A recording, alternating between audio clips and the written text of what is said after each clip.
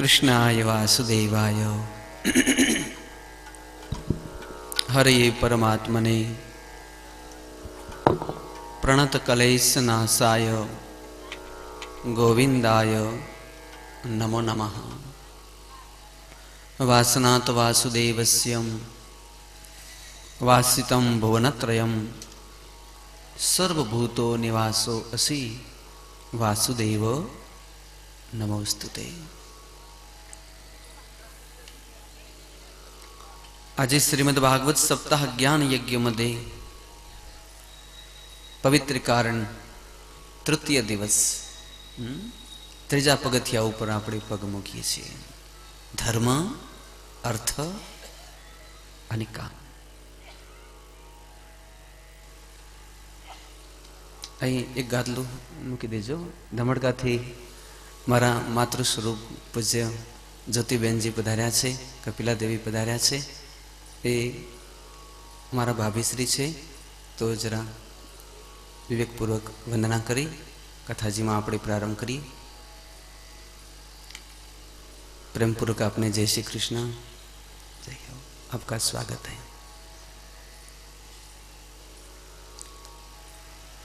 तो आज श्रीमद् भागवत सप्ताह ज्ञान यज्ञ नु त्रीजू सोपान, त्रीजू पगथिયું धर्म, अर्थ, काम અને મોક્ષ એવા ચાર પુરુષાર્થો છે। એમાંથી આજે ત્રીજું પુરુષાર્થ એટલે ત્રીજા પગથિયે આપણે પગ દઈએ છીએ। પેલું આપણે પગ ગાઈને ત્રીજે પગથિયે પગરે દીધો। તો એક નાવમાં ડૂબવાની, વાવમાં ડૂબવાની કથા છે, જ્યારે આકાશ ઉપર ઉડવાની કથા છે। ભાગવત કથા એ આકાશ તરફ લઈ જાય છે અને સંસારમાં બસ આ જ જીવની મહત્તા છે।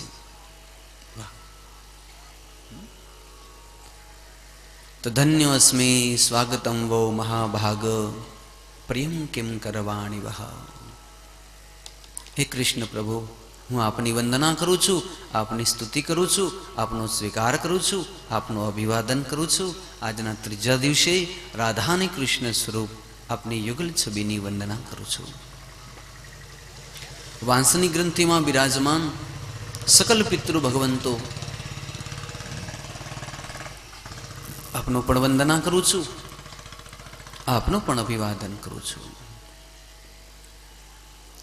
મંચસ્થ વિરાજમાન મહાકાલી, મહાલક્ષ્મી, મહાસરસ્વતી સ્વરૂપા ત્રણ ભગવતી જગદંબાઓ આપની પણ વંદના કરું છું। મુદ મંગલમય સંત સમાજુ, જો જગજંગમ તીર્થ રાજુ। જો આપણે તીર્થનો રાજ કહેવાય પ્રયાગરાજ, જ્યાં ગંગા, જમુના, સરસ્વતી એવી ત્રણ નદીનો સમન્વય થાય છે। આપણા સદભાગ્ય છે, આપણી પાસે પણ ત્રણ ભગવતી જગદંબાઓ દેવી સ્વરૂપે, સાક્ષાત ભગવતી સ્વરૂપે, સંન્યાસિની સ્વરૂપે હાજર છે। એટલે પ્રયાગરાજ જેવું ત્રિવેણી સંગમ થયું છે। અહીં આપણે કથાએ સાંભળીએ છીએ એ સાથે સંતોનું સમાગમ છે, સંતોની સાનિધ્ય છે, એમની છત્ર છાયા છે।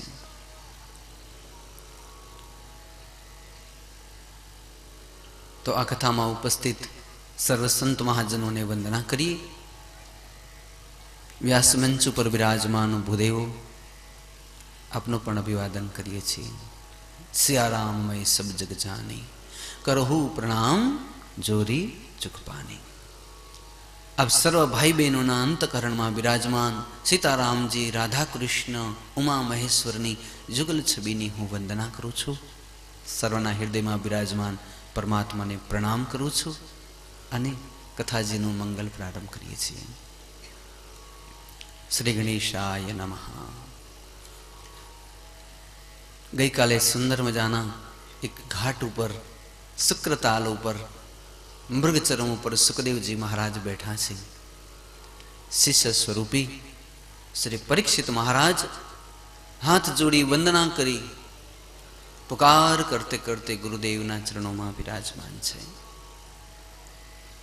दोनों हाथों से आशीर्वाद देते हुए सुखदेव जी ने कहा, परीक्षित चिंता मत करियो, मैं तुम्हें वचन देता हूं 7 दिन की अंदर अंदर पराब्रह्म का दर्शन करवा के तुझे वैकुंठ भेज दूंगा, मैं नहीं पर मेरी श्रीमद भागवत संहिता, मारी जे भागवत संहिता છે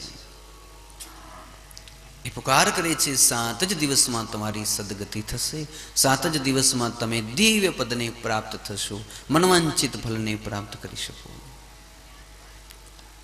તમારા પૂર્વજ વંશજ ખટવાંગ નામે રાજા તો 2.5 ઘડીમાં સદગતિને પ્રાપ્ત થઈ ગયા હતા. તમારી પાસે તો 7 દિવસ છે, પણ જોજો વિચારતા નહીં કે છેલ્લા 7 દિવસ બચે ને ત્યારે જ ભગવાનને ભજશો, ત્યાં સુધી જલસા કરીએ, ત્યાં સુધી મોજ કરીએ. આ કથાનો એ મતલબ નથી કે 7 દિવસ બચે ત્યારે જ કથા સાંભળવી કે ત્યારે જ ભગવાનનું નામ લેવું. છેલ્લા 7 દિવસમાં તમને એવું લાગે છે કે આપને ખબર પડશે કે છેલ્લા 7 દિવસ કયા હશે? શું ખબર પડે છેલ્લા 7 દિવસ કયા હોય? જો એક ગામમાં ભાગવત કથા ચાલતી હતી, જરા ધ્યાન से सुनना. મહારાજ સુંદર મજાની કથા કહેતા હતા, લોકો તન્મય બની કથા સાંભળતા હતા. ચોથો દિવસ આજે સવારનો ઉગ્યો, મહારાજ સવારે સંધ્યા વદન કરવા ગયા ત્યારે મહારાજને ખબર પડી કે મારાથી ઉઠાતો નથી. કેમ? તો કે ભયંકર તાવ આવી ગયો છે. મહારાજ ઉઠી ન શકે, બેઠા થાય ચક્કર આવે. 8:30 વાગ્યા, 9 વાગ્યા, ગ્રામજનો સેવકો પાસે ગયા, ભૂદેવ બધા લોકો આવી ગયા છે, આખો મંડપ એકદમ ખીચાખીચ ભરાઈ ગયું, તમે હજી સૂતા પડ્યા છો. બોલે શું કરું, બેઠું જ નથી થવાતું, તાવ આવી ગયો છે, બેઠું થાવું છું ત્યાં ચક્કર આવે છે, શું કરું, મારું કંઈ વાંક નથી, પણ કરું શું? ડોક્ટરને બોલાવ્યા. ડોક્ટર કે બાપજીને તો આરામની જરૂર છે, ગળામાં સોજન આવી ગયું છે, આજ તો બોલશો માં. તો કે કથાનું શું? તો મહારાજ કે એક કામ કરો, 2 દિવસ આરામ કરો, કામ કરી આવો, જે ઘરના કામ કરવા હોય ખેતરવાડીના, 2 દિવસ પછી આપણે કથા પ્રારંભ કરશું. એમ ચાલે? મહારાજ 3 દિવસ થઈ ગયા, આજે ચોથો દિવસ, વળી 2 દિવસ વચ્ચે વિસામો કરીએ, એમ થોડું ચાલે. કથા તો અખંડિત, ખંડિત ન થવી જોઈએ. તો શું કરીએ? તમારામાંથી કોઈ ભણેલા ગણેલા હોય તો એક કથા વાંચો, બાકી તો પુસ્તકમાં લખેલું આવે વાંચવું છે. મહારાજ અમે કથા વાંચી લઈ, તમને બોલાવીએ શું કામ? અમે પોતે જ ન બેસી જઈએ. અમે ભણેલા છીએ, પણ આ ભાગવતની કથા કઈ બધા થોડા વાંચી શકે વ્યાસપીઠ ઉપર બેસીને? તો કે એક કામ કરી, અહીંયા છે ને ઊંચે એક ડુંગર છે, ટેકરી છે, ટેકરી ઉપર એક બ્રહ્મચારીજી રહે છે, રોજ કથા પ્રારંભ થાય ત્યારે આવી જાય, પદ્માસનવાળી આંખો બંધ ચિત્ત કરી, એકાગ્ર ચિત્ત કરી કથા સાંભળે છે. 3 કલાક ડગતા નથી, ઊભા થાય, પાછા ટેકરીએ જાય, ન ખાય ન પીએ, એકાગ્ર ચિત્તથી. એક કામ કરીએ, એ બ્રહ્મચારીને કહીને જો એ કથા વાંચે તો બાકી કામ થાય. એટલે ગામના પંચ ગાડી લીધી, મારુતિ દોડાવી, ટેકરી ઉપર ગયા. બાપજી, તમારા ચરણે આવ્યા છીએ, આજે અમારી લાજ તમારા હાથમાં છે. અમારા ભૂદેવને બહુ ભયંકર તાવ આવી ગયો છે, ગળામાં સોજો થઈ ગયો, અવાજ બેસી ગયો. બાપજી, આજની કથા તમારે વાંચવી પડે, નહીં તો અમારી ભાગવત ખંડિત થઈ જાય. મહારાજ કૃપા કરો, જલ્દી ચાલો. 9 ના 9:30 થઈ ગયા. કેટલાય ગામોથી ભાગવત સાંભળવા લોકો આવી ગયા છે, બધા બેઠા બેઠા રાહ જુએ છે. બ્રહ્મચારીજી કહે, નહીં નહીં, મારા ગુરુજીએ ના પાડી છે, બેટા બધુંય કરજે પણ ભાગવત વાંચજે નહીં. એટલે હું ભાગવત તો નહીં વાંચું. પણ મહારાજ કારણ શું? બોલે ગુરુજીએ ના પાડી છે. અરે ગુરુજી ના પડી, ગુરુજીને ફોન કરો, અમે વાત કરીએ. અમારી ઇજ્જતનો સવાલ છે, કૃપા કરો, દયા કરો, કોઈ પણ પ્રકારે કથા વાંચો.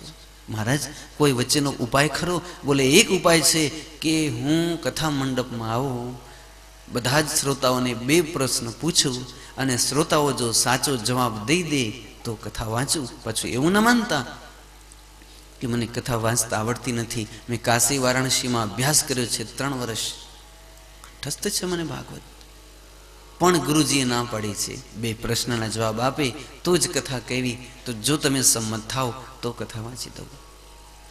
તો પંચ રાજી થયું, બાપજી જાઓ, જેવા આવડે એવા 2 ઉત્તર અમે બધાઈ દઈશું. ચાલો ગાડીમાં બેસું. બાપજી ગાડીમાં બેઠા, મંડપમાં આવ્યા, ઢંઢેરો પીટાવ્યો. બાપજી તો જ કથા વાંચી, 2 પ્રશ્ન પૂછે અને એ પ્રશ્નનો જો સાચો જવાબ મળે તો કથા વાંચશે, ખોટો જવાબ મળે તો પાછા પોતાની ટેકરી ઉપર ઝૂંપડી હાલ્યા જશે. તો અમુક ગામમાં જેમને નહોતું આવું એ પણ આવ્યા કથા સાંભળવા કે કેવા પ્રશ્ન પૂછશે, આનંદ થશે. તો હે ખીચાખીચ મંડપ ભરાયેલો. બાપજી પધાર્યા. બ્રહ્મચારીજી, મહારાજે માઇક હાથમાં આપ્યું, ગાદી ઉપર પછી બેસીશ. પહેલે આપણે 2 પ્રશ્ન હું પૂછવા ઈચ્છું છું. આપ બધાય તૈયાર છો? બધાએ કહ્યું હો મહારાજ, પૂછીએ પૂછીએ, પ્યાર સે પૂછીએ, શૌક સે પૂછીએ. તો મારો પહેલો પ્રશ્ન એ છે કે આવતીકાલની સવારનો સૂર્યોદય થાય ત્યાં સુધી હું જીવતો જ રહીશ, મારું મરણ નહીં જ થાય એવું જે માણસ એકદમ ગેરંટીપૂર્વક ગીતાજીની સોગંદ ખાઈને કહેતો હોય અથવા પોતે ભરોસાથી કહેતા હોય કે હું આવતીકાલ સવાર સુધી મરીશ જ નહીં, તો એવા માણસો કેટલા? અને જેને ખાતરી હોય એ હાથ ઊંચા કરે, બાકીના હાથ નીચા કરે. મારો પહેલો પ્રશ્ન એ છે કે ખાતરી કેને છે કે આવતીકાલની સવાર સુધી જીવતા જ રહેશું?